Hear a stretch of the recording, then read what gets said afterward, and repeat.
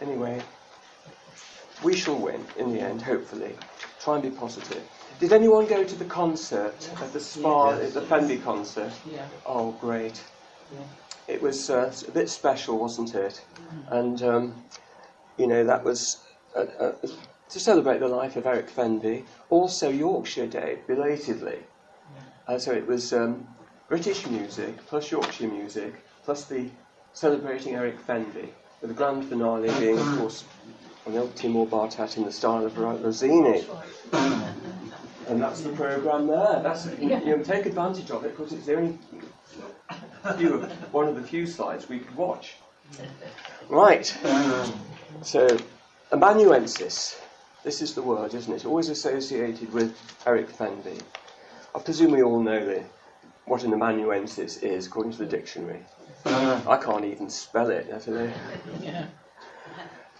Anyway, the dictionary definition states a person who writes from dictation or copies manuscripts, i.e. a literary assistant or a secretary. Now, that word should not define Eric Fenby, nor does it do justice to him. He was much, much more than a mere amanuensis. Delius could not just dictate the music that was in his head. It had to be coaxed out, then interpreted, and repeatedly played back on Delius' piano to the composer for his eventual approval of different sections of the composition. Delius was no longer capable of realising his music as it would appear on score paper. So this all-important arranging of the music was left to Eric Fenby, who had to play back all the individual parts on the piano. So amanuensis applies more of a formal and professional contract, like the work of a literary hack. There was nothing formal or routine about this collaboration. A repeated trial and error eventually led to a way of getting through the task, using all instincts and sensibilities. Their amazing bond was forged out of a desperate creative urge to produce the music, a struggle between two determined Yorkshire men, and the most enduring and precious outcome, next to the composer's Indian Summer, was this bond, plus the great music that only Eric Fenby could have made possible. So, picture B, thank you. And music really, really does have charms, and it can change lives. And in my case, there are three factors related to music that moved me to actually come up north from the Midlands to explore the beautiful North Yorkshire coast. First is an LP record, a nondescript looking budget album of Delius' music. That was 12 and 6 from Beattie's of Wolverhampton. Down in the basement, happy days, oh yes. An autobiographical book about the composer, Eric Fenby, someone who knew him so well, and wrote this book shortly on his return to Scarborough after Delius' death. And then, by courtesy of the BBC, back in the 70s I saw this film, a film by the renowned director Ken Russell, based on the book. The film was called Song of Summer. And I think a lot of people, when that was seen, I think that did more for Delius and the amazing story behind Fenby experience than anything really, and it did more to introduce people to the music of Delius. So, I don't know how many slides we've got one or two more, so we could perhaps move on to the next and just see what there is, and we can just leave that one on. Now, blue plaques can only appear on a building formerly inhabited by the nominated figure. He must have been considered her or him eminent by those in a similar profession, made an important contribution to human welfare or happiness, must have been resident locally for a significant time or involved there with their work. Well, Fenby eminently qualifies. Eric Fenby, the modest and affectionately remembered music teacher from Scarborough, is, I think, eminently worthy of a blue plaque here in his own town of Britain. But there we are. So, first of all, residence and early ability. I'll just go through these as I've itemised them. Eric had over the years a number of local addresses. The principal one he occupied with his family during the late 1940s, early 1950s, was along the Crescent, here in fact, just round the corner, number 11. It's got all scaffolding up at the moment, and we hope that we shall have a blue plaque there. But I think Paul knows better what's going on with that. At the moment it's a bit delayed, but hopefully next year. Now, Eric was born 90 Candle Street. He was born to Herbert and Ida in 1906. He was to have a sister named Marjorie. They were born in a small terraced house that backed onto the railway goods sidings, which is now Sainsbury's car park. Take me back there, back to the old days. Eric attended Gladstone School, infant school, just round the corner from his home, which must have been very convenient. It was a very musical background. His father, Herbert, was an engineer by trade, but he was also a singer in a group known as the Crescent Quartet.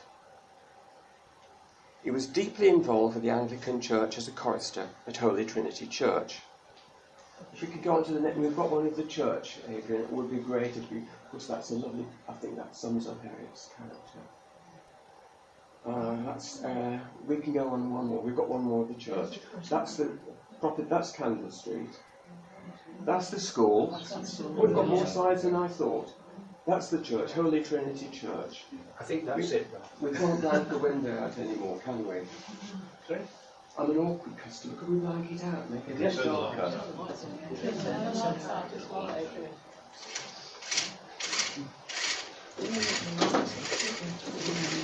Anyway, Holy Trinity Church. That's where it was christened. Actually, it was christened as a Methodist at Westborough, and most of his religious activities were Anglican. But I suppose the two are quite close together, really. But that's another story. And Eric's religious background is quite interesting. But he was a devout Christian, that was for sure. Now, following his father's example, by the tender age of 5, Eric was not only a chorister at the same church, he was also playing the organ. 5 years. In addition to his musical beginnings, Eric found he had some natural ability and the gift of perfect pitch, meaning he could identify accurately the musical note produced by virtually any source, even those notes that were squawked by the local seagulls over Cloughton Cliffs. I've got a slide of him listening to a tuning fork on Cloughton. It was from Delius I knew him, the film, and the Ken Russell film, and he's got this tuning fork by his ear while he was listening to the seagulls. But he didn't need a tuning fork. If he got perfect pitch, he'd know anyway what they were squawking at. Anyway, I'm trying to illustrate the slides, which you're not going to see. Anyway, he could accurately identify a musical note produced by virtually any source and name that note. Anyway, as Fenby's musical talents became well established locally, among other arrangements, he was employed as a pianist, assisting auditioning at the Spa. Now, his wages was a season ticket for the orchestra. And he stood in at the Futurist. It was a cinema then, accompanying with the organ silent movies such as Laurel and Hardy and Charlie Chaplin. Oh, gosh. Now, again, keeping to the organ that he was really first tutored in. He was articled, as they used to say, which is given to somebody to tutor. Claude Keaton. He was the organist at St Mary's Church. He was there for some time in his teens, under his wing, as it were, to develop his organ-playing skills. Subsequently, the organist and composer, Edward Barstow, he actually wrote hymns and all sorts of music, very famous in musical circles. Now, he at the time was Master of Music at York Minster. Now, he took Fenby under his wing, here we go again, as they say, developing the young man's musical skills further. So, natural ability, plus he did have some very good tuition from, people in Yorkshire, from other musicians in Yorkshire, and his family were very, very supportive. So, all this, and most importantly, his newfound love of orchestral music as presented to him by the Scarborough Spar Orchestra under the famous musical directorship of the time, Alec MacLean. Right. All of this was to hold him in good stead for the really momentous future that was eventually to pass. Right. Now, from Gladstone Road, he eventually graduated to the Municipal High School in Scarborough. Now here, not to be diminished in any way musically, he couldn't resist founding the school orchestra. The growing Fenby family had moved from Candler Street to a larger property in Trafalgar Square. Sorry, it's on the desk. If anyone wants to have a look, you're welcome. Now that backed onto the cricket ground.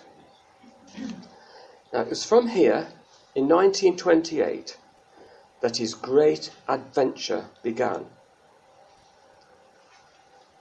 I'll return to this time a little bit later in the talk, but for convenience we'll fast forward now from before the Delius experience until those years after Delius's death. So we go to World War II. The lives of those living through those times, the late 30s and the 40s, were inevitably defined by World War II. In Eric's case, still in his 30s, a promising career as a musical director. My goodness, he'd come some way, hadn't he, from his humble beginnings. Musical director in Hollywood came to an abrupt end. He got called up back to Blighty and sent off to the Royal Artillery Garrison Searchlight Regiment at Blandford in Dorset for training. But no amount of military training can subdue such a musical soul, even when you have created a test track for tanks, complete with a huge artificial ramp known affectionately by his mates as Fenby's Folly. Well, not to be beaten by war or even follies, he founded the Garrison Orchestra and composed certain pieces of music for strings to be performed by them. Now this music, I understand, was published in book form by Lieutenant E. Fenby and included a piece called Air in A minor. Where is it now, one wonders? It is very tantalising to think that somewhere, perhaps hidden away in some dusty corner of someone's accessible attic, there could be lurking a copy of this rare and precious document. Anyway, further to his not very warlike abilities, Eric was transferred to the Educational Corps at Bulford, Preston, where he was involved with assisting the adaptation of military personnel into different and civilian roles. At Bulford, once again, music was to form a large part of his army life. He ended up, once again, finding his vocation while conducting the Southern Command Orchestra at various concerts. It is strangely reassuring that even in the depths of war, there was still a place for the enjoyment of fine music. It was towards the end of the war that when on leave he met his future wife, Vicar's daughter, Rohena Marshall, who was at the time a nurse at the relatively new Scarborough Hospital. They got married at Wakefield Cathedral, 1944. Now, their first home together was at Quarry House. Sorry, Quarry House is here somewhere, there. At Staintondale, overlooking the sea. It's a beautiful, idyllic spot. Overlooking to, in the distance, Flamborough, you can see the lighthouse flashing in the distance, and all of the beautiful coastline looking south. About this time, Eric founded the music department at Scarborough North Riding College. I haven't got a picture of that now, I've got a slide. Never mind. That on Filey Road. And this is also when his family life started. So in 1948, they moved back to town. They had 2 children, Ruth and Roger. So there was no more standing on Bitterly Coal Station platform, as in the very notorious winter of 1947, so I'm told, my dad told me it was a very bad one. In his heavy greatcoat, waiting for the Whitby train to arrive en route to Scarborough. A new church warden and organist must have been found to replace Eric, who had served as such at St John's Church, Staintondale, for several years. It is, it's a lovely little church, isn't it? It's gorgeous. So this was the time Eric and family were resident at number 11, the Crescent. Part of an elegant row of terraces overlooking a lovely park just through that door. It still is lovely. And within the sound of that, what he used to say, husky-voiced sea, as he eloquently described it. I have a copy of a letter of thanks for a gift given from a grateful pupil sent by Eric, dated 1953, with his address and date clearly shown. Fortunately, I have a hard copy of that, as they say, somewhere there, from a Miss Hopley, a rather grateful pupil of Eric's, and he replied to all his letters. He replied to some of my letters when I was in the Midlands, when he was at the Royal College. An amazing, wonderful gentleman. So, we can verify that he lived there at the Crescent. Yeah. And we hope that we can get that blue plaque organised. Not this year, but early next year. We do so hope. Otherwise, we'll have to look into perhaps looking at the Trafalgar Square. That's not so ideal as this one, though. Anyway. I was lucky enough, since I've been in Scarborough, to have met a lovely lady who was one of his grateful piano pupils. She remembers visiting Eric at this address and told me she had actually played Delius's medium Ibach grand piano. So it was there, Delius's piano. Upon his death, Delius had bequeathed a number of items to Eric, including his grand piano. Nancy Armitage, I met her at the Recorded Music Society. We got talking inevitably about Delius and Fenby. She was not the first or the last of people I have met in this town who have such fond memories of Eric. He was admired and respected by all who knew him. Nancy recalled that after breaking an ankle and being unable to get to college to complete her grades, Eric had taken pity on her, and he gave a personal tuition in her own home at no cost. I think it is true to say Eric Fenby was universally loved, and certainly he is still fondly remembered in his own town.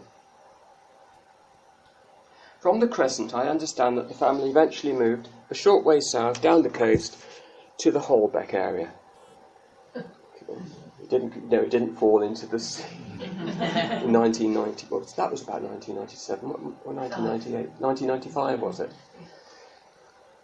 But he wanted to be much closer to the Filey Road, the North Riding College, where he worked. And so that was even more convenient at that time. Now in 1962 it was all changed again. The Delius Festival, celebrating 100 years of Delius, was to take place. Delius was born in 1862. Delius Festival in London and in Bradford. And life changed drastically when Delius once again took centre stage. Eric was appointed as director of the forthcoming Delius Festival, to be held at St George's Hall, Bradford.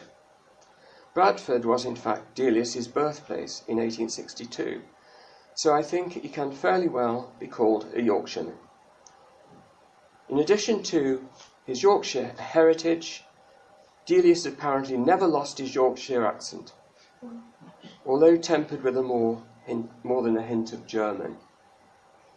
And he always received the Yorkshire post, presumably sent through the post to France, and in typical Yorkshire bloke style, Delius took a serious interest in, guess what? Cricket. The cricket.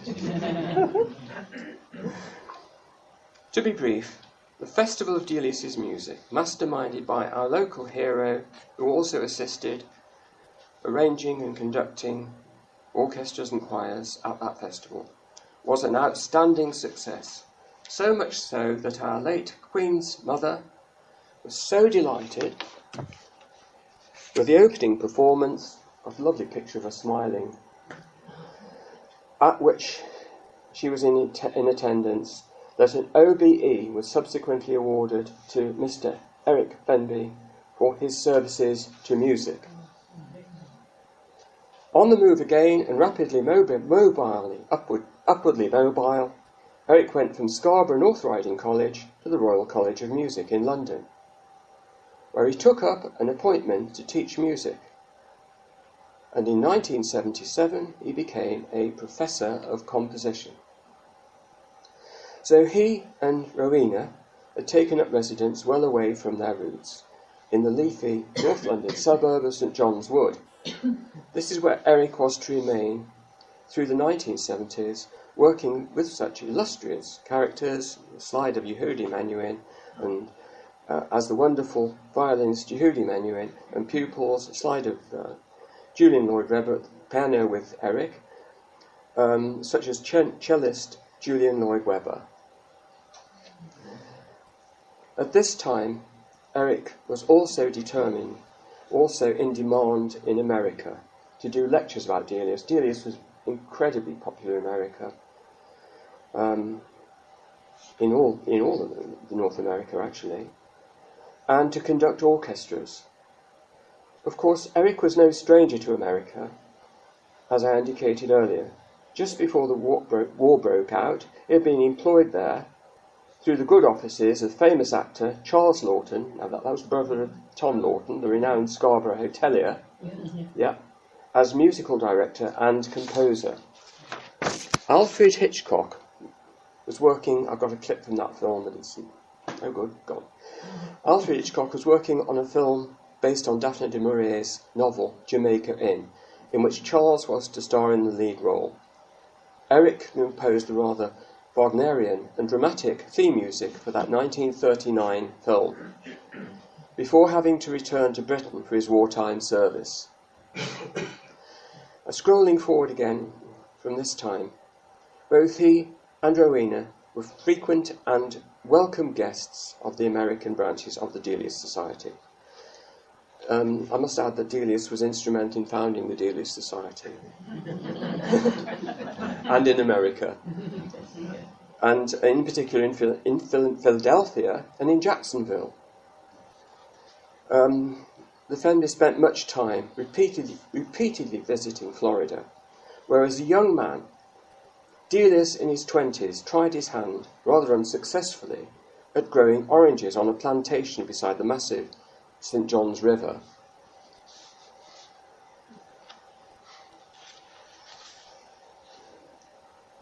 Reflections of the film and television aspects now of Fenby. Still based in London, it was in the late 1970s and the early 1980s when Yorkshire Television made an amazing documentary based on Eric Fenby's unique contribution to music. It charted his journey from Scarborough across the English Channel. Can we go back to the Fenby picture? Just back a couple, because that's a clip from the actual film. Because he left Scarborough. Yeah. With Scarborough in the background. Go forward again, please. There you are. He left Scarborough with a film crew and travelled to France, all the way to Grace-Delois, and went into the house where he and Delius worked together and recounted his experiences. Anyone seen the film? Yorkshire Television, it was on. Yeah, well, it's on my YouTube channel, both, and that works well on all computers. Jane Strutt YouTube channel, or on my Delius channel. If you're not interested in all the other rubbish, you can go to the Delius channel, which I run. It's just called the Delius channel, and put in Eric Fenby, and you'll see lots. Anyway, there he goes. He's going from Scarborough all the way with the film crew, and of course they were all around Scarborough, and they went off to France. And on to the amazingly picturesque and peaceful hamlet of Grace-Delois, which lies in the beautiful French countryside southeast of Paris. I'd only just passed my driving licence, and I drove there. Stayed in Paris. That was a baptism of fire, I can tell you. And I actually, got lost in Paris, but I did find my way there. And the most wonderful day of my life, I got invited in. Around the house and the garden where all this took place. I got a cine camera, Super 8, and it's on my YouTube channel. The pictures aren't very steady, but they were genuinely my pictures, my experience then. And I had tea with the lady of the household in the garden. I mean, someone must have been looking down on me. Really amazing. Anyway, I made it back eventually to Britain. I had to wait for ages to get the films processed. Of course, Kodak had got, because it was one of these cartridge cameras, and Kodak had gone on strike. And I had to wait months to get them, and I edited them all together, and now I put them on YouTube. And I could have brought my Super 8 projector. We could have more pictures.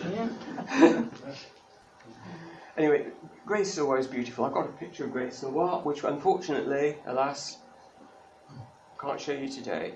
But that's the house, and that's some of these pictures were taken in Delius's garden with Eric Fenby. That's the rather imposing looking house in Rue Wilson, Grace-Delois, France.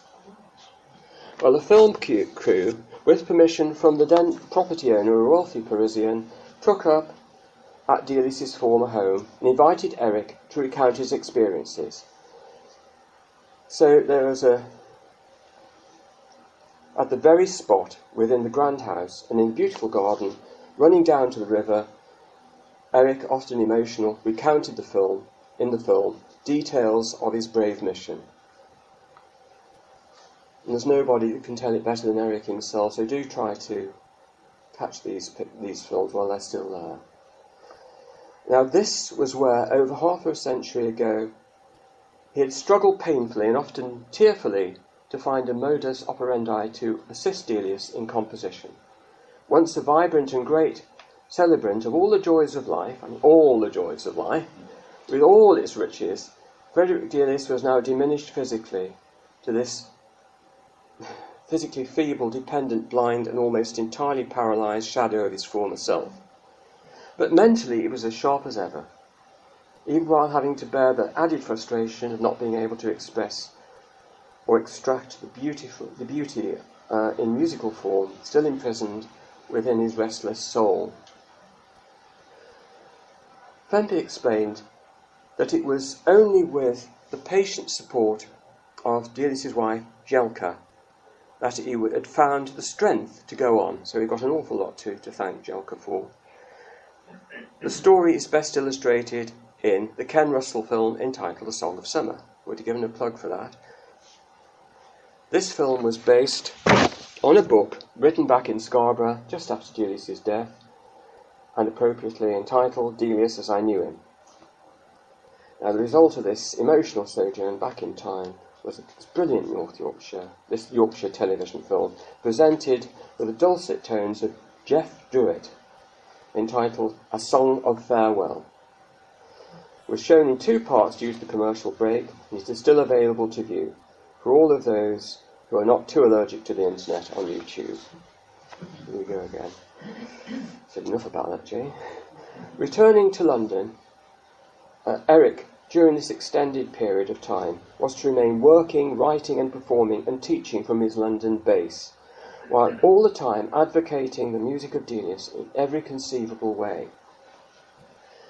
in gently coaxing and influencing the various performers on how Delius would have liked his music to be played. It was certainly the best and most highly qualified to do this, by way of his exhausting yet enriching and intimate experiences at Grey-sur-Loire, with, it must be said, not the easiest temperament in the form of a rare musical genius to achieve this. Well, now based in London, he stayed with Rowena. Here was where he could achieve the best for Delius. Moving towards the end of his lifetime, a deep personal wish was to be eventually fulfilled, and that was put simply. He just wanted to return home to his beloved Scarborough. He returned to the town of his birth. Having returned here, Eric continued with his work, still dominated almost entirely by Delius, in whatever way he could, often giving talks and keeping up with his huge amount of correspondence. After a short illness, aged 90 years, Eric Fenby sadly passed away, peacefully at Raincliffe Court off the Stepney Road. He was still diligently replying to letters and working right up to the end, as was his way. He was laid to rest at St Lawrence Church at Scalby in February 1997, close to his good friend and hotel keeper, Tom Norton. About 1 year later, sadly, Rowena Fenby passed away and was buried with her husband of nearly 50 years. Going back briefly to 1928, when that humble and tentatively written letter of thanks was sent to France from Scarborough, Eric had expressed the wish in his letter to somehow pay something back for all the deep pleasure Delius's music had given to a young man barely in his 20s. He had offered his unconditional services to assist in any way he could the process of recording in actual musical notes those elusive impressions of composition that are so rarefied as to almost defy any form of expression.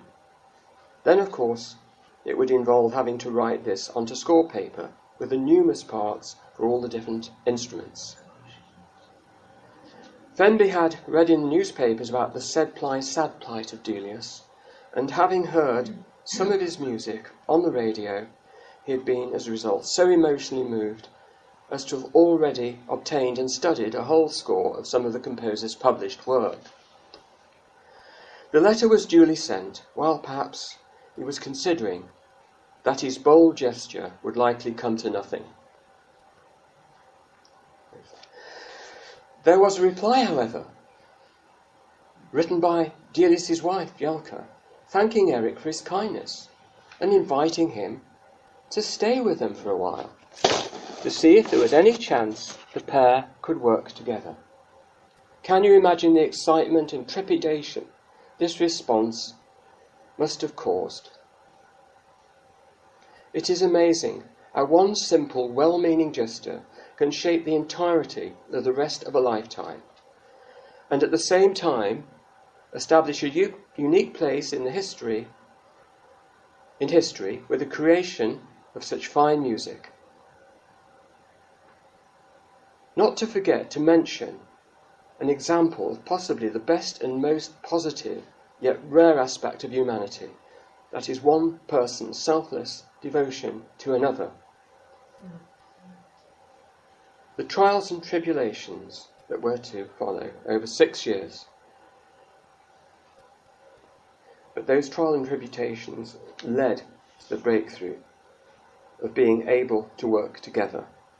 The trials and tribulations, obviously, in the early stages, and it was 6 years of devotion to Delius. They're well documented these times of trials and tribulations at Sitwell with Delius in his book. Has anyone read the book? Please try and get a copy and read it. I think it's a must-read, really, for anybody that loves good music. It's part of Scarborough's background, like Tom Lawton's Pavilions by the Sea and Osbert Sitwell's autobiographical books about Scarborough, like Before the Bombardment. There's so much history and so much heritage. Anyway, all this is, better observed in the film, and Fenby had a large say in that. Not a total say. I think Ken Russell used a bit of artistic license here and there, but it was largely driven by Eric Fenby and based on his book. A couple of points I'd like to make are these. Even though Delius strongly presented as an atheist, if it wasn't for Eric Fenby's Christian upbringing, which Delius clearly despised, he made no secret of that, very cruel sometimes, and his involvement with religious music right from the start, he may not have been much use to Delius. Secondly, if it wasn't for his experience of orchestral music with the Scarborough Spa Orchestra, where in 1925 he had been allowed to conduct a work for strings of his own composition,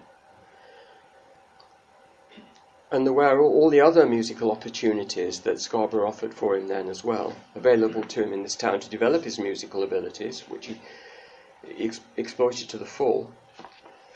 If it wasn't for these factors, I very much doubt anything like this would have happened, and we would be the poorer. For Eric, it must have been a very enriching experience to meet some of the greatest names in music at that time. Through his dealings with Delius, he met Sir Thomas Beecham, Percy Grainger, to name two, and then so many other eminent instrumentalists and composers who were regular visitors to the Delius household, including Elgar. I don't think Fenby met Elgar. Elgar was a visitor there too. I'm not sure that was when Fenby was there. Plus, Gray was a magical place, situated in the lush French countryside, near to the Fontainebleau forest, and beside a beautiful meandering river, tributary of the Seine, in a spot much favoured by Impressionist painters. At such a difficult and dark time, after attending to the dying Delius and all the sordid arrangements that followed, Beecham fixed up a career opportunity at the famous music publishers in London for a while. Fenby worked for Boosey and Hawkes. In that role, he had dealings with other composers, including John Ireland, for whom he did piano transcriptions of orchestral works. There were also other lesser-known composers who benefited by Eric's selfless diligence. Fenby remarked with his usual humility that he himself had no talent for original composition, and he consequently destroyed most of his manuscripts. However, some of his published work includes the music on Eve of Palm Sunday, dated 1933, and various other religious pieces. Rossini on Il Climor, and he did another version for a brass band, a piano reduction of John Ireland's These Things Shall Be, and a wartime collaboration entitled ABCA, the Army Bureau of Current Affairs, by the poet and dramatist Christopher Hassel, who was a personal friend of Eric's, with music arrangements by Eric Fenby, dated 1944. Then there was the complete score for the Hitchcock film. Whatever happened to his book of Music for String Orchestra and other material? We may never know. Well beyond being a mere amanuensis, Eric was there for Delius in his greatest physical and emotional need. That bond went much deeper than any superficial theological differences. When Jelka was too ill to nurse her husband and the German nurse they employed proved inadequate, Fenby was there at the bedside, nursing his beloved friend and reading often through the night stories of Huckleberry Finn to his pain-stricken companion. Finally, he was summoned from Scarborough just before the end and remained beside his beloved friend. I've got a picture of Delius on his deathbed, as from the film Ken Russell. Put it in your head anyway, imagine it. Delius on his deathbed, and Fenby at his side. And he nursed him right up until the end, beside his beloved friend, until Delius drew his last breath. It was a year later that Delius was removed, the remains of Delius, that is, from the small cemetery at Grey-sur-Loire, to be reinterred at Limpsfield in Surrey, buried according to his wishes, at an English country church where friends can visit. So all those years of being away from Britain, really in his heart he wanted to come back to England and to be buried in an English church. His wish was granted, but Fenby had to go and fetch the remains back to England by accompanying the rough-hewn coffin in the motor hearse. I think they meant that to disinter this coffin from Grey-sur-Loire Cemetery and transport it through the night back to Surrey. Anyway, all the way back by ferry across the English Channel and on to a tiny Surrey hamlet near Guildford called Limpsfield. In the dead of night, the mortal remains of Frederick Delius were lowered into the already dug grave, ready for the final committal service to be performed the following day. I think the poor old Delius, the composer, must have been on his way to decomposing. That's a sick joke, isn't it? That's not nice. But you can imagine, can't you? And there was a film made that showed this sequence, another film made. Forget the name of it now, but that was screened on the telly a while ago as well. And it is available on my YouTube channel. But it's not as good as the Ken Russell film. Anyway, Beecham had gathered a small scratch band of orchestral players at the church in Limpsfield, who, after the graveside service, performed a short programme of Delius's music. Needless to say, Eric was there all the time, and we've got pictures of him standing at the graveside with Thomas Beecham. Exhausted and drained after this, Eric, fortunately, still had the support of his friends and family here in Scarborough. In particular, his friend Tom Lawton, who had just refurbished his recently acquired Royal Hotel to a grand standard. Eric was there as the plans for the Neptune Ballroom took shape. Got pictures of the Neptune Ballroom as it was. Sorry. But I'll try and put something on YouTube with these slides on. And maybe that you can put a note in the newsletter so people can see them. Right? So, no picture of the Neptune Ballroom, but you can just imagine it. In the Royal Hotel. The beautiful Wellington Staircase, which is still there. Eric was there as the plans took shape, and he played Delius's Serenade on the stage grand piano as the mirror ball sprinkled its silver light over the plush new surroundings. And you know who else was there? Charles Norton was there as well at that time. Now, all this is described in Tom Lawton's autobiographical book, Pavilions by the Sea. It is impossible to completely access the contribution Fenby made to the music of Delius, as beyond the death of this great composer, Eric continued reworking and readapting much of Delius's former work. He conducted orchestras and choirs, appeared on television and radio interviews, wrote countless record sleeve notes, items for various periodicals and newspapers, gave talks both in America and Britain, including to groups like the Women's Institute here in Scarborough. There's ladies that remember it. Oh yes. His wonderful book about Delius resulted in an honorary degree, and his work on the 1962 Delius Centenary, of course, he was awarded an OBE. The most significant outcome of this unique collaboration in the history of music, with so much gratitude to Eric Fenby, is a momentously important body of work. Instrumental, vocal, orchestral, and choral, culminating in the astonishing achievement of the Songs of Farewell, a setting of 5 poems by the poet Walt Whitman. Walt Whitman. God, embarrassing, isn't it? For double chorus and orchestra, first performed in 1932 at another Delius Festival, and that was the last one attended by the ailing composer.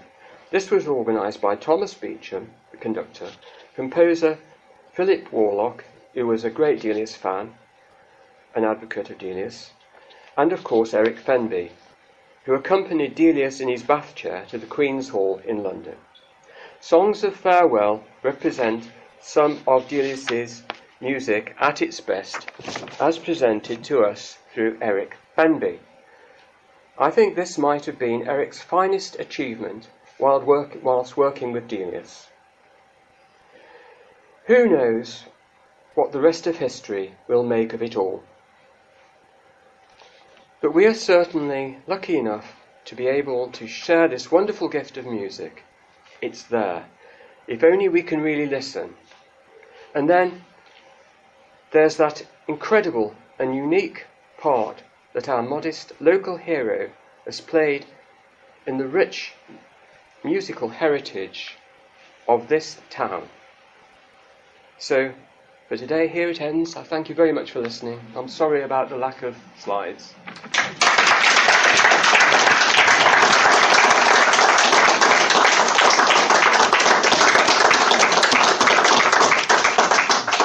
Has anybody got any questions that they'd like to ask Jane? Yes. Jane, what was it that got you into Delius Assembly?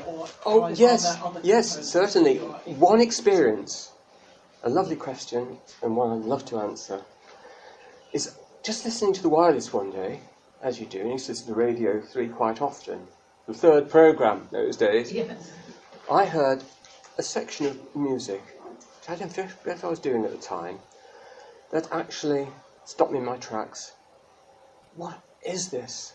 It moved me to the core. It's just a few notes. And I waited until the end of the piece, and it was given out that it was by Delius, and it was on hearing the first cuckoo in spring. And I was smitten by it, absolutely. It changed my life. That's when I went, where I usually got my little singles, and pop stuff, and some classical, from our little record store, the Basement in Beatties. And they got this one nondescript MFP looking, nondescript Music for Pleasure album, 12 and 6. And, it was a dull cover. Go back a slide, Adrian, you can show the cover of the record. There. That's what did it. So, on the hearing of the cuckoo was on there, with all the Delius, a lot of Delius' other stuff, all instrumental stuff. And not only did I find that piece of music that first moved me so much, but I mean, that record I treasure now. It's just so, it's life-changing. And every single piece on there, you know, maybe not every note was appreciated at first, but as I played it, I became more attuned to it. From that point on, I got involved with everything, you know, all the information I could get about Delius and Fenby, and that's what really brought me up to this coastline here. I'll just read this very briefly because I discovered the Spa Orchestra as well. It was while walking the coastal path that I happened on Scarborough. Having seen the Ken Russell film, A Song of Summer, and the Yorkshire television production, A Song of Farewell, I was aware of the town's connections with fine music, and this drew me to the Yorkshire coast like a magnet. Returning year after year and taking in the wonderful music at the Spa, I eventually fulfilled a deep yearning and came here to live. Last year I won, this was in 2012, last year I won a free season ticket, by far the best gift ever. This was for the Spa Orchestra. The style and versatility of the Spa Orchestra never ceases to amaze me, and it still doesn't to this day. Next year I'm determined to invest in a season ticket, if I'm not lucky enough to win one again. I didn't win one, but I do attend concerts still occasionally, and I must say that I think the Spa Orchestra is a national treasure. It is. Yeah, it is. And we must try and support it, because the way things are going at the moment, the season's being reduced, and we all know what can happen when things start to wither on the bough. So I've done enough waffle. Does that answer your question? Yes. Are you a musician yourself? Yes. Have you played any? Yes, I play the piano in a fashion. Fenby would be disgusted now. Delius even more so, but I do, yes, and keyboard and organ. In a fashion, I do. Another question. You said that Delius was an atheist, Yes. but that it was his wish that he be buried in an English I know. church. There's so many contradictions about Delius. Oh, right. The music itself is a contradiction, isn't it? Okay. Delius, what you saw about Delius was a hardened atheist, someone that studied Nietzsche, Rilke, who was steeped in that culture, you know, about the supremacy of mankind, and there's nothing else, you made your own destiny and all this, well, you do to a large extent, we know that. But he dismissed anything else in terms of Christianity and the great, you know, creator as such. So in other words, we're all left to our own, totally to our own devices. But Delius was strong enough, on the face of it, to behave like that. I think underneath it might have been different. He was very cruel to Fenby with some of these comments he made about his background. About religious music. Fenby became a Catholic, I think, because he liked the music from the Catholic Church. And Delius really resented this. He said, there's no good religious music. But if Fenby hadn't had that background, that Christian background, it would have been very different. Okay. I think, we started off, and I thought, oh, everything's going wrong. Yeah, I thought it was going to be a disaster. We have Jane. And Jane has this sort of magic little addition to her presentations, which is emotion. And I think the emotional content really came through. We didn't need the slides. You did everything for us. So thank you very much for coming along. This is my DVD about Eric Fenby. It's on YouTube. You don't have to buy it. It's there on YouTube. Okay. It's called Mr. Fenby, Delius and Mr. Fenby. A small token. Oh, thank you very much, everybody.